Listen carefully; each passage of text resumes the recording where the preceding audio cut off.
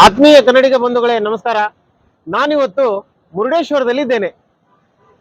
ಈ ಮಳೆಗಾಲದಲ್ಲಿ ಮುರುಡೇಶ್ವರನ ದರ್ಶನ, ಮುರುಡೇಶ್ವರನ ದೇವಸ್ಥಾನ ಹಾಗೂ ಈ ಕಂದುಕಗಿರಿ ಅಷ್ಟೇ ಅಲ್ಲದೆ ಬೋರ್ಗರೆಯುವ ಸಮುದ್ರವನ್ನೊಮ್ಮೆ ಕಣ್ತುಂಬ ನೋಡಿಕೊಳ್ಳೋಣ ಬನ್ನಿ.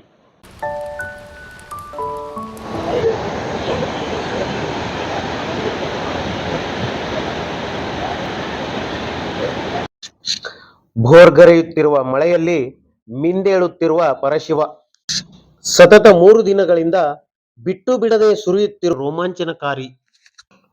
ಇಂಥ ದೃಶ್ಯಗಳನ್ನು ನೋಡಲು ಮಳೆಗಾಲದಲ್ಲಿ ಮಾತ್ರ ಸಾಧ್ಯ.